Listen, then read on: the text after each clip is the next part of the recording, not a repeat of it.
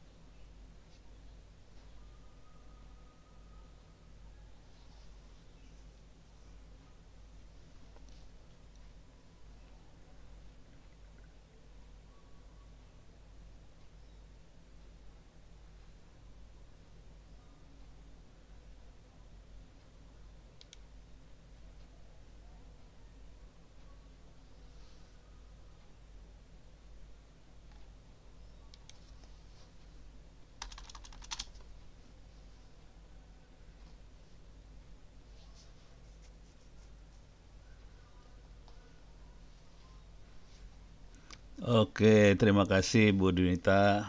Selamat sore semuanya. Saya langsung share screen aja. Sambil share screen saya akan, ups, ini langsung keluarnya bahasa mesin ya. Parah. Oke. Tapi kira-kira gini, nanti mungkin Bu Tuti akan bicara lebih ke arah taktis, Pak Sofyan beliau mungkin barangkali lebih bicara di level yang lebih tinggi ya, di strategi segala macam.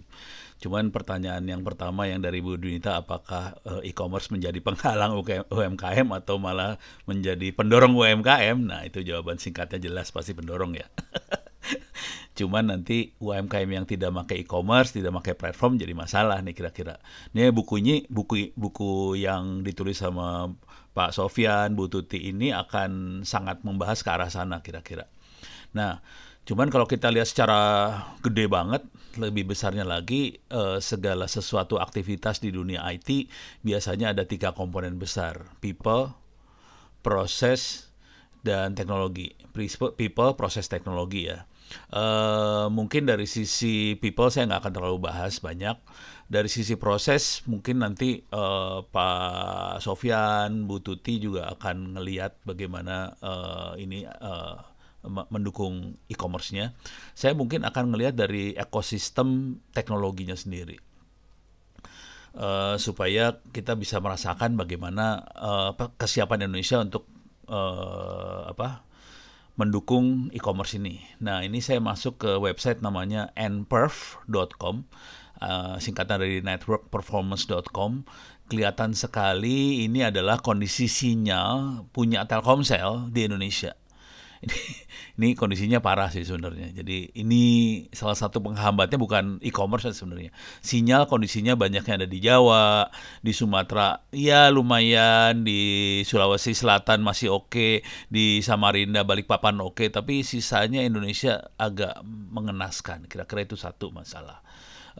Kalau kita lihat data di Asosiasi Penyelenggara Jasa Internet Indonesia atau disingkat APJI, kita bisa ngelihat banyak hal. Misalnya pengguna kita ada 200 juta lebih, kemudian penetrasi pengguna internet kelihatannya besar, 80% yang pakai internet dari seluruh penduduk Indonesia. Tapi kalau kita lihat di Indonesia Timur parah sih sebenarnya. Jadi kalau kita lihat data surveinya yang lebih dalam di Indonesia Timur parah. Ini bisa di request download versi lengkapnya ini. Cuman harus masukin email, nama dan sebagainya sebelum bisa di-download sih. Dan itu suka keblokir. Nah, kalau kita search dengan keyword-keyword seperti potensi industri digital Indonesia segala macam, kita akan dapat artikel-artikel di internet. Ini kebetulan artikelnya ada di DPR RI, bukan Departemen Masa, Dewan Perwakilan Rakyat Indonesia. Mereka juga banyak artikel-artikel terkait dengan TIK. Ini salah satunya kita bisa lihat. Nanti kita bisa lihat sendiri bagaimana potensi kita di situ. Nah, ini potensi ini jadi potensi apa? Potensi pasar Indonesia juga sih. Jadi kalau kita masuk ke pasarnya seperti apa? Oke. Dan kemudian juga kita bisa lihat pemerintah kita juga diprediksi akan investasi di dunia IT sebesar 46 triliun. Dan ini akan mendukung e-commerce-nya tadi yang kita coba bangun. Nah, kalau kita pengen lihat-lihat hal-hal ini lagi, kita bisa lihat di wearesocial.com atau juga kita bisa lihat di datareportal.com. Kita bisa lihat laporan-laporan yang ada. Coba kita masuk sini aja ya dengan laporan. Saya ini sepintas saja barangkali. Saya coba cepet aja biar nggak terlalu, lemot deh. Keren kencang. Coba bisa kita lihat rada cepet nggak ya? Kalau nggak berabe. Ini masih dunia semua, itu gambarnya sebelah kanan atas itu dunia, jadi masih dunia. Saya akan coba fokus ke gambar yang ini masih dunia, ini dunia. Coba lihat Indonesianya ya. Tapi intinya, nah ini kelihatan Indonesia, pertumbuhan kita sebetulnya nanti sebagian besar sambungannya ada di handphone. Tapi mulai turun, tapi kebanyakan ada di internet, kira-kira kayak gitu. Ini harus mundur nih, nggak bisa naik karena diblokir kalau nggak salah. Oke. Cuman nah ini kelihatan sambungan kita sebagian besar handphone, ada 350 juta handphone, padahal total populasi kita cuma 276 juta orang. Internet usernya banyak banget, cuman nah itu nanti harus dilihat lagi bagaimana pola sambungannya tadi.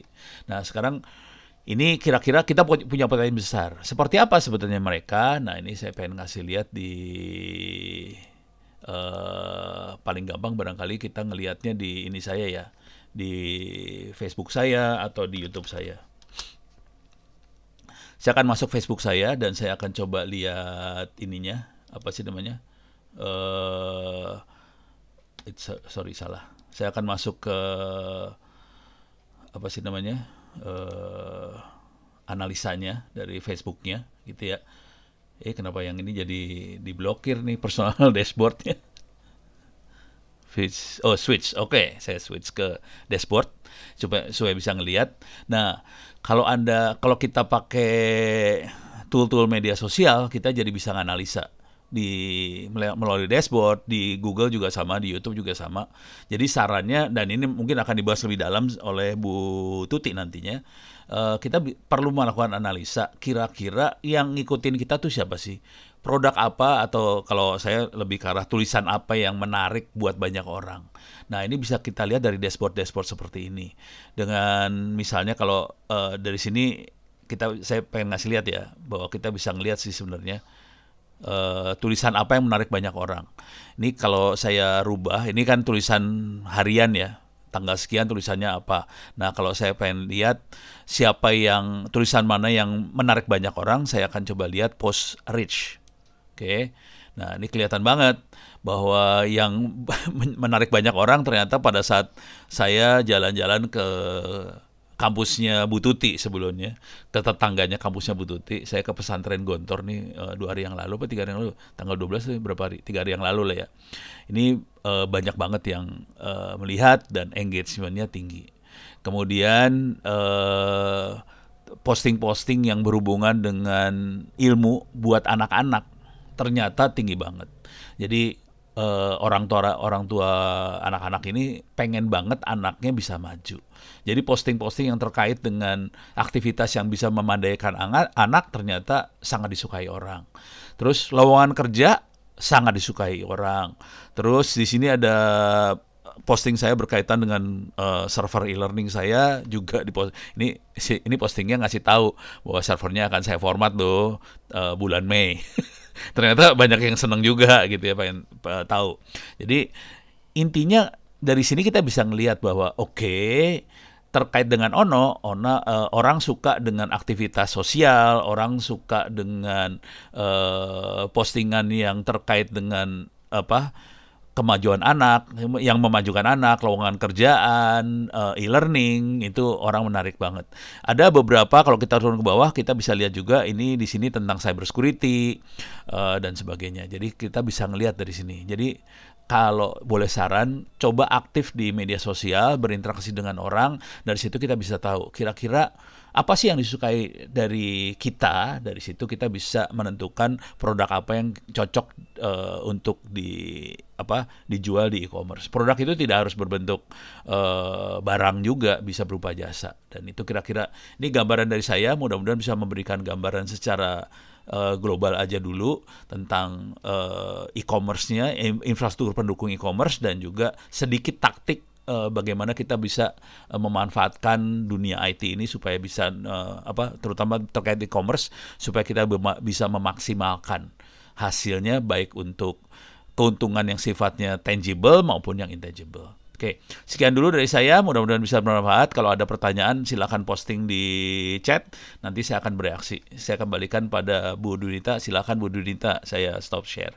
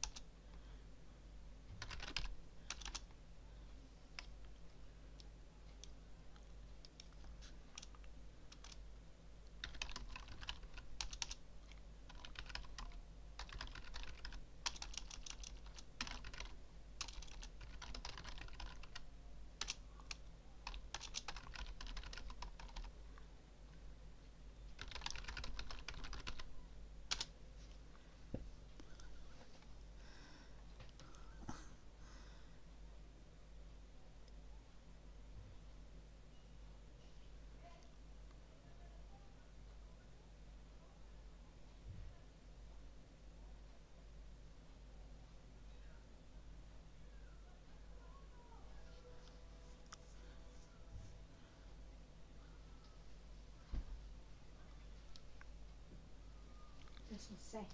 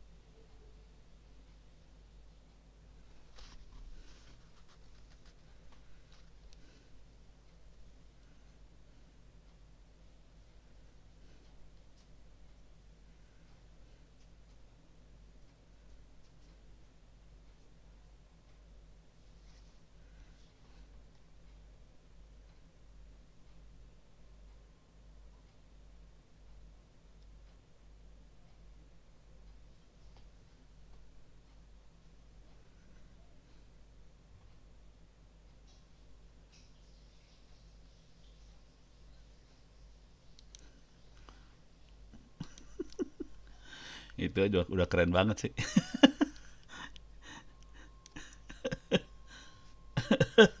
Langsung suhunya turun.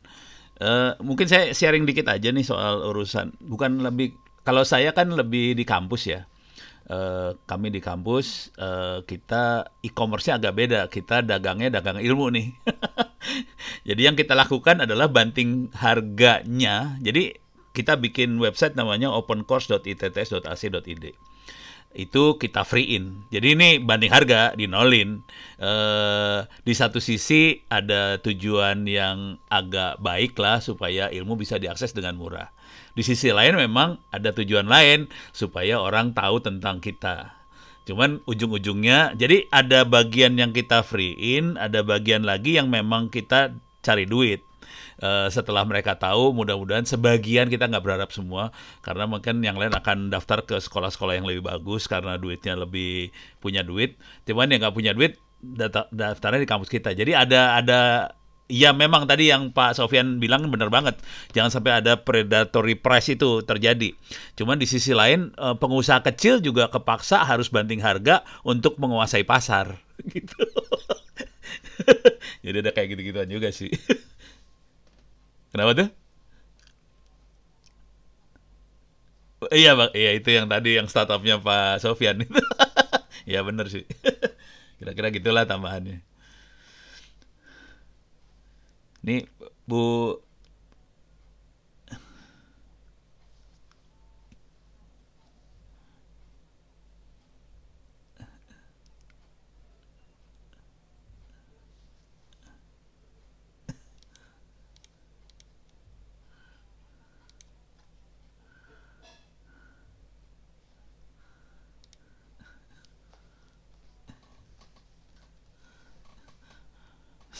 bunuh diri. Ya, Pak Sofyan itu yang ahli nih.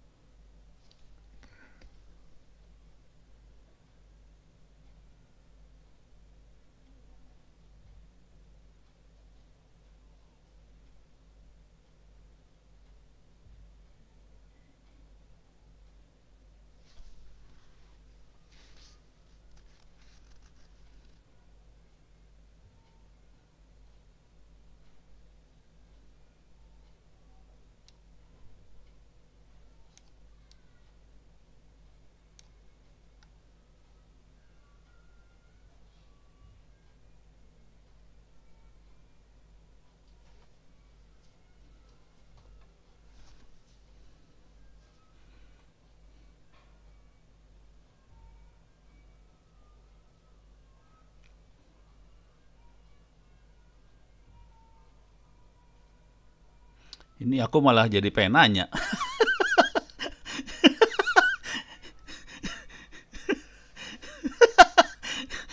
Itu tadi Pak Sofyan bikin statementnya kayaknya kesannya sekarang orang sudah mulai tidak bakar duit lagi ya berarti ya sekarang ya? Hari ini.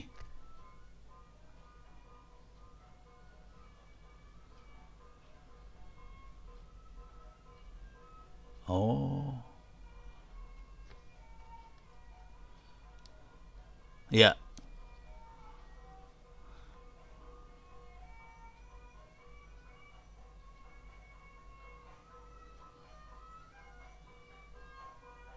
Bakar duit udah nggak masuk ya berarti. Baru tahu gue.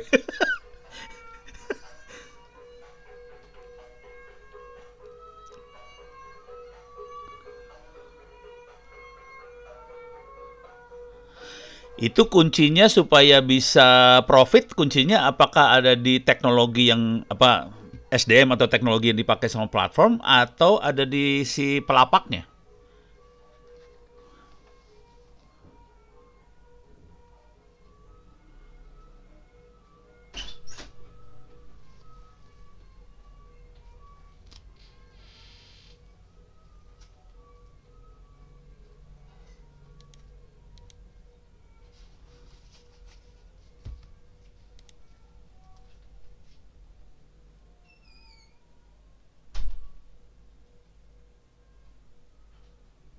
Oh,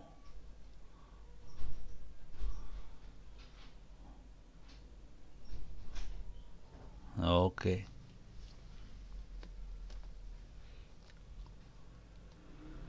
Ah,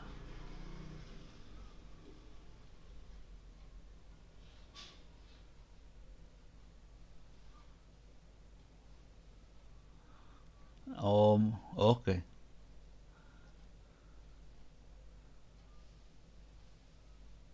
Oke. Wah, itu PR banget buat kita-kita dosen ya berarti ya. Keren, keren, keren, keren. Aku sih nanya bukan ngasih itu. Iya. Ya udah. Iya. Ini kita kita bertiga dosen semua nih, kacau jadi ceritanya nih. Ya, Bu Dwinita.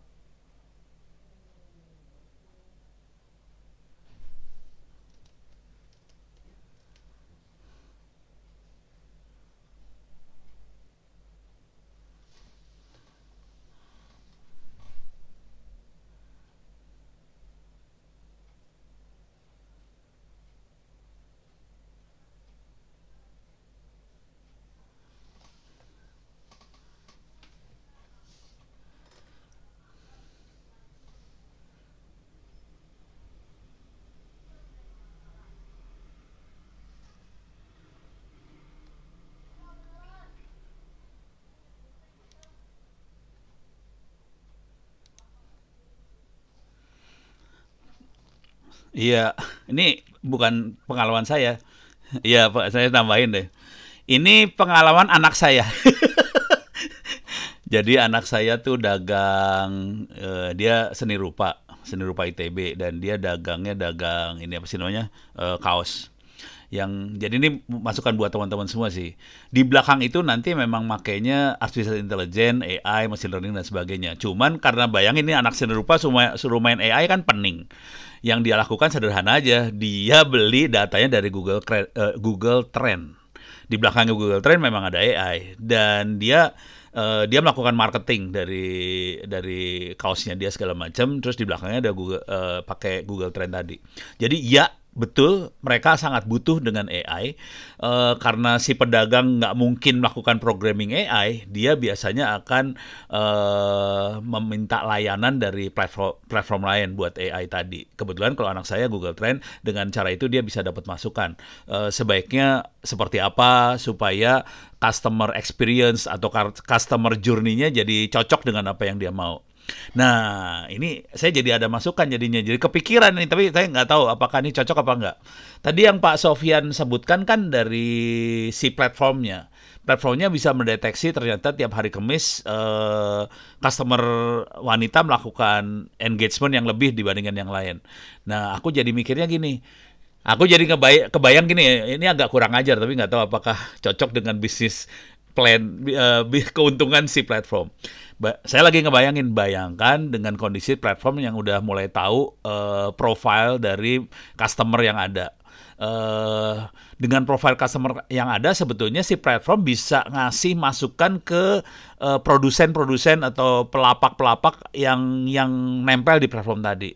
Jadi dia kasih masukan, pelapak, kayak tadi saya kan punya dashboard tuh di Facebook tuh. Dari dashboard ini saya bisa tahu kan, kira-kira, oh ternyata yang engage sama saya sukanya topik ini, topik ini, topik ini. Kalau dia bentuknya e-commerce berarti cara berpikirnya, oke, ternyata customer saya suka produk ini, produk ini, produk ini lebih banyak. Jadi si platform bisa membantu dalam bentuk AI sih sebenarnya. Soalnya data AI itu tidak ada di customer, tidak ada di produsen maupun tidak ada di konsumen, adanya di platform.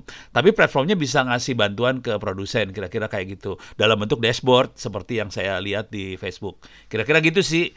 Ini nggak tahu cukup visible nggak dilakukan untuk platform di Indonesia buat kayak gitu, supaya si customernya bisa, produsennya jadi lebih engage lagi dengan customernya gitu. Kira-kira yang ada di kepala saya sih. Ini teori nggak tahu bisa jalan apa kagak, nggak tahu gue.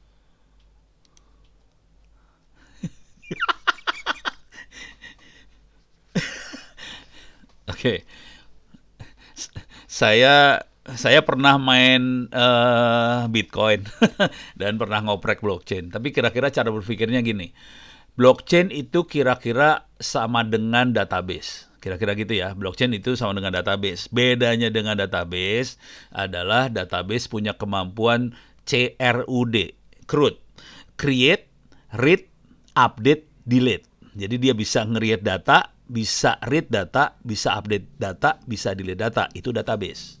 Kalau blockchain, karena itu dienkripsi, dibikin mati, tidak bisa dihack. Jadi dia cuma bisa create sama read aja. Update delete-nya tidak bisa dilakukan di blockchain. Pertanyaannya, apakah itu bisa dipakai? Bisa dipakai. Blockchain itu bisa dipakai di e-commerce buat database. Cuman nanti biasanya kita ke database yang data-data yang tidak terlalu banyak update delete-nya ya. Update delete-nya tidak fatal banget. Jadi misalnya kalau datanya tidak akan salah, jadi kita tidak ada update delete tuh kalau datanya tidak salah. Jadi kalau untuk data-data yang tidak salah, kita bisa pakai blockchain, dan itu juga tidak bisa dihack. Kalau nggak salah sih ada beberapa, saya belum survei serius nih ya, tapi pernah baca-baca posting, kayaknya ada beberapa yang udah mulai uji coba pakai blockchain sih. Jadi kalau ditanya kapan, sekarang pun udah mulai ada yang mulai jalan pakai blockchain. Cuman untuk data-data yang tidak tidak berubah banyak ya, datanya sekali posting udah diem aja di situ, tidak akan diupdate-update datanya. Nah, kalau yang itu bisa. Contoh mungkin kalau jadi kalau datanya misalnya kalau data produk sisa produk ada berapa kan itu update delete-nya banyak banget tuh ya. Itu masalah kalau pakai pakai blockchain. Tapi kalau data-data yang bisa misalnya iklan doang, postingan yang tidak ada update delete-nya itu bisa pakai blockchain. Jadi untuk data yang lebih statik bisa pakai blockchain. Kalau data yang sangat dynamic, sangat berubah-ubah, cukup bermasalah dengan blockchain. Cuman enaknya dengan blockchain adalah keamanannya lebih terjamin. Kira-kira kayak gitu sih. Itu dari saya sih. Balik lagi Ibu Dwinita, silakan.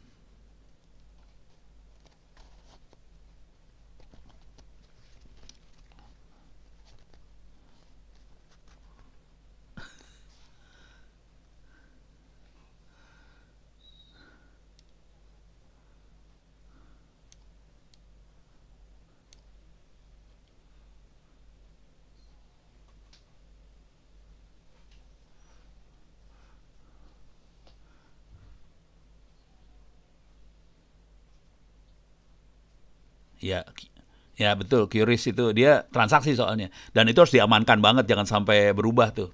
Bener banget itu.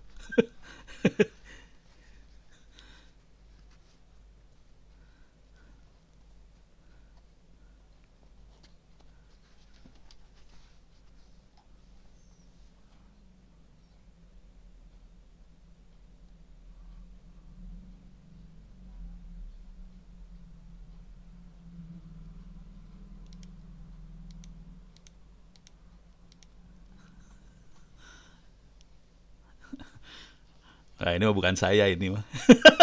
Pak Sofyan sama Bu Tuti itu.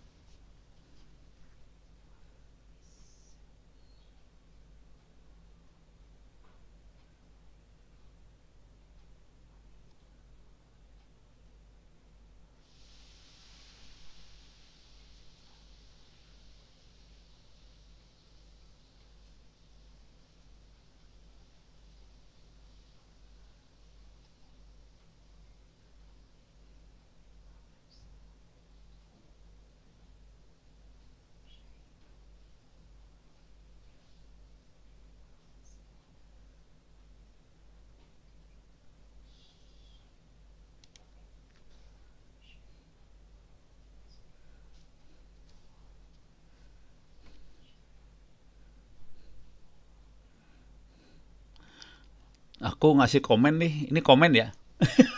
Jadi menarik ini. Dengerin Pak Sofyan ngomong jadi menarik. Yang menarik kira-kira ini kesimpulan saya ya, yang menarik saya lihat tuh kira-kira gini. Kalau kita sudah main di dunia ini, kita nggak bisa tutup mata. Tutup mata terhadap apa yang terjadi di customer segala macam. Jadi itu mata harus dibuka banget dan kita harus monitoring apa yang posting-postingan yang ada di media sosial. Jangan sampai komplain ini lepas gitu. Maksudnya jadi wild, buas apa sembarangan. Jadi kalau ada orang komplain, kita harus bereaksi. Jadi ini komunikasinya dua arah banget sih. Dan ini yang harus dijaga banget komunikasi dua arah. Kalau pada zaman dulu kala tuh komunikasi satu arah aja ya. Kita pasang advertisement, banner segala macam, orang akan datang. Kalau sekarang nggak bisa nih, karena orang itu yang jadi marketingnya kita, jadi salesnya kita juga sih, customer kita jadi salesnya kita juga. Jadi mata kita harus lihat semuanya. Nah ini akan susah banget sih. Tapi menarik Pak Sofyan bisa monitoring. Karena yang namanya media sosial kan banyak dan luas, maksudnya postingannya banyak banget dan harus dimonitor banget. Itu nggak gampang loh. Ini saya menarik Pak Sofyan bisa monitor kayak gitu tuh menarik banget. Nggak gampang loh ini buat teman-teman semua, nggak gampang kita bisa monitoring segitu banyak media sosial yang postingannya macam-macam. Kita bisa deteksi, oh ini ada komplain buat perusahaan saya. Nah, itu sesuatu banget. Paling enak sih kalau kita punya alat buat monitoring yang otomatis ya. Kalau kita nggak punya, wah ini seru ini monitor. Aku tahu ini yang dikerjain Pak Sofyan nggak sembarangan loh ini sebenarnya. Gitu, Bu Dunita, silakan.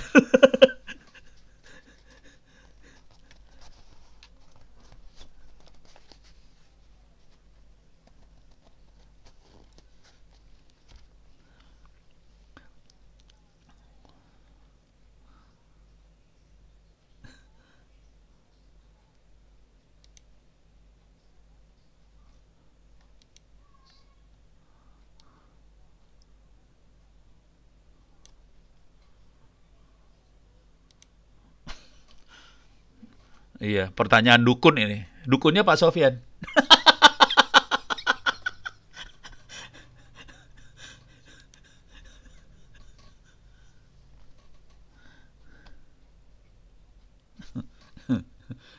Bukan saya, bukan saya.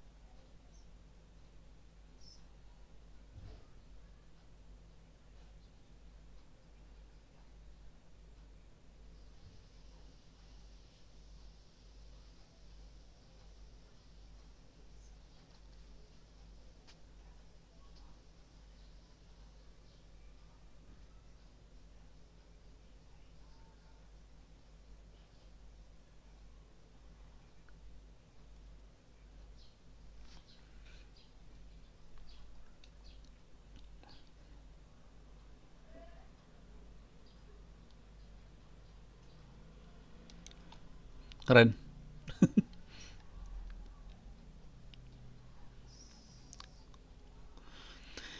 Poin yang keren banget tuh masalah experience ya. Itu kayak personalisasi ya, personalisasi. Dan ini juga terjadi di kita di pendidikan sih. Kita juga berusaha ngelepasin semuanya, udah gitu si mahasiswa melakukan personalisasi. Saya pengen dapat ilmu apa aja sih, dia yang harus, dan itu bisa dilakukan dengan platform-platform MOOC, e-learning dan sebagainya. Jadi persis sebenarnya Pak Sofyan bilang, keren sih. Aku juga baru sadar. Ya, Bu Tuti silakan Bu Tuti.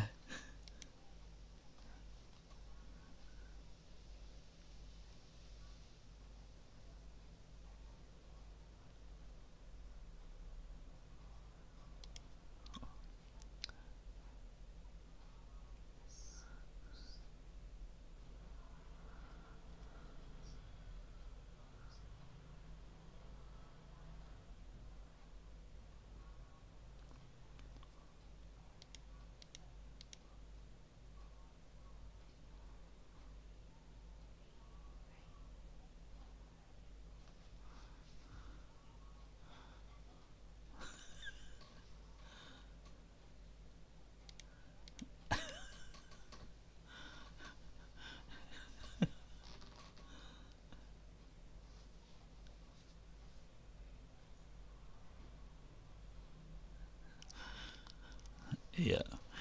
Itu kadang-kadang sebutnya repeat order. Repeat order, ulang lagi. Ya, ya, ya. Ya.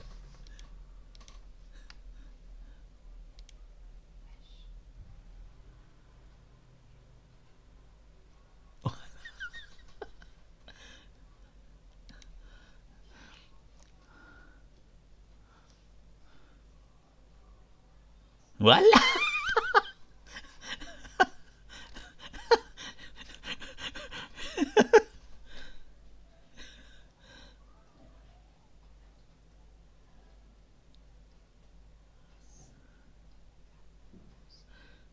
Wah, ini Pak Sofyan sama Bu Tuti yang ini mah.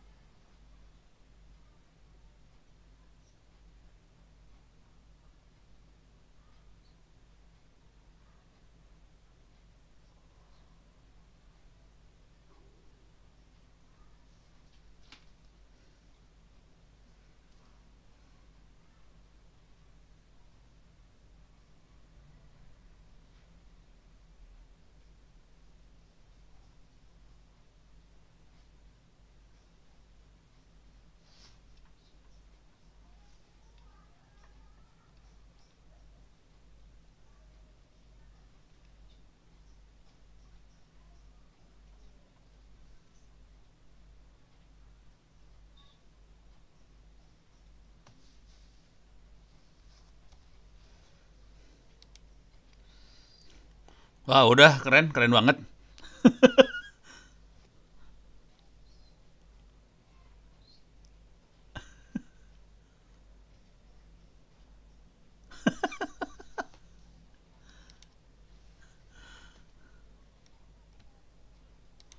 Cukup, cukup. Wah, Pak Sofyan udah top lah. TOP, Bu Tuti top, dua-duanya top. Saya jadi peserta aja. Ngawur.